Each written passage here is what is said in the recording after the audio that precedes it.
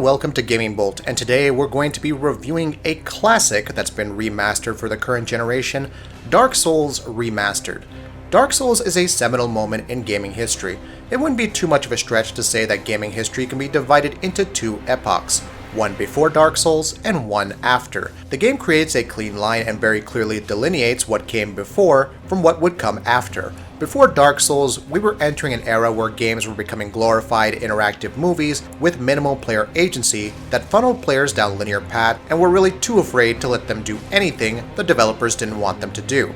Once Dark Souls came along, its success, along with the success of fellow 2011 RPG Skyrim, prompted developers to realize that there was no harm in letting games be games, and truly, games have never been the same ever since.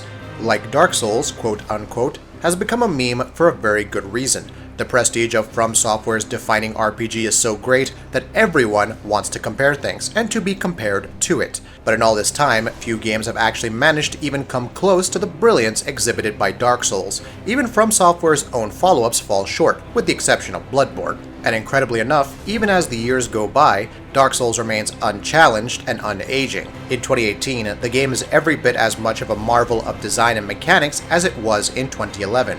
A wake of imitators have done little to diminish its standing. In fact, Dark Souls was so nearly perfect the first time around, it beggars the question of how it might be improved. And the answer is, it really can't be.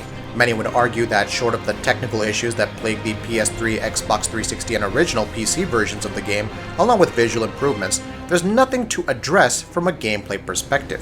Which makes the existence of Dark Souls Remastered interesting. There's not much here to remaster. Indeed, this game seems to exist solely to bring the classic game to modern platforms. In that, it is a triumph. There is also the fact that in the transition, the few problems that the original game did suffer from are gone. For instance, Blighttown, which was infamously bad for its appalling frame rates, which in a game such as this one can lead to undue frustration due to the player dying unearned deaths, is now buttery smooth. In fact, there is something to be said for the fact that Dark Souls Remastered represents the first time the original game has been available to play in glorious 60 frames per second on consoles, which, must be pointed out, greatly helps with the perceived input latency that players had to adjust to with the original game. So those are the improvements. Much has been said on the other hand about the game's new look. The remastering for this game has led to a lighter palette and aesthetic, which many maintain is a reduction of the murky look of the original, which lent it such atmosphere and was so instrumental to the world building. To a degree, I can empathize with that point of view. The darkness of Lordran, the land that the game takes place in, is gone, and everything is definitely brighter now, so to speak. This seems to defy the game's insistence that the Age of Fire is coming to an end and a few scattered embers are all that remain. But on the other hand, I need to point out that the new aesthetic markedly helps with actually navigating the world. There are fewer deaths at the hands of enemies that otherwise could not have been seen, or crags and crevices that should have been visible but were not.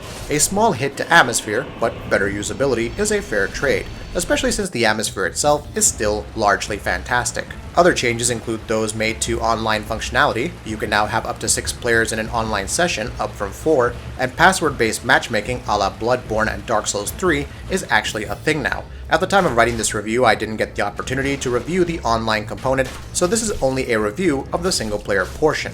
But that's it, really. The game doesn't look especially better compared to the original. It looks brighter and runs at 60 FPS, but this isn't as impressive a remaster as something like Skyrim was. So while the fact that the game runs at upscale 4K on the PS4 Pro may sound awesome, it is largely a slightly cleaned up Xbox 360 game running at 4K. Still great, but not that impressive. Visually, there isn't much in the way of improvements.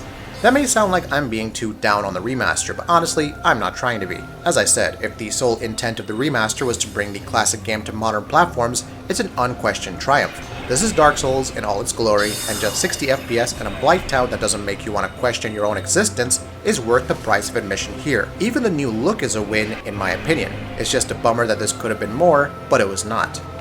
And what of the game itself? Dark Souls Remastered comes with the Arturios of the Abyss DLC, and the game and the DLC both are, as mentioned previously, every bit as compelling today as they were at the time of their release. Dark Souls is truly a near-perfect game. The level design is largely spectacular, the combat is incredibly well-tuned, the lore is fantastic, and storytelling truly leverages the strength of gaming as a medium. There are, of course, some later levels that seem to ignore a lot of the principles that makes so much of Dark Souls crushingly difficult but ever unfair. In true From Software fashion, there will be levels in the game that defy this delicate balance and are just cheap.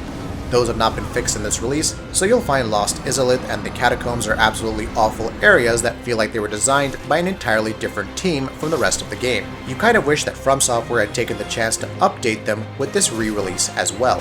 If then a larger update is what you wanted, Dark Souls Remastered will disappoint you. This is an almost exact one-to-one remaster with minimal changes, almost as though From Software and Bandai Namco realized they had an almost perfect game here and they were very afraid to mess with it. Even so, however, the fact that this runs at 60 FPS and that it brings Dark Souls to modern systems all makes this a very hard package to ignore.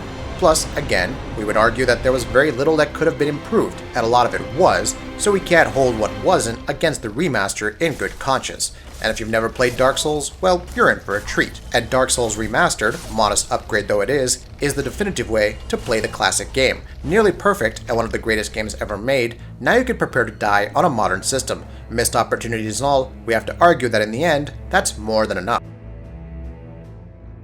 That'll be it for this video. If you like what we're doing, please go ahead and subscribe, and we'll see you next time.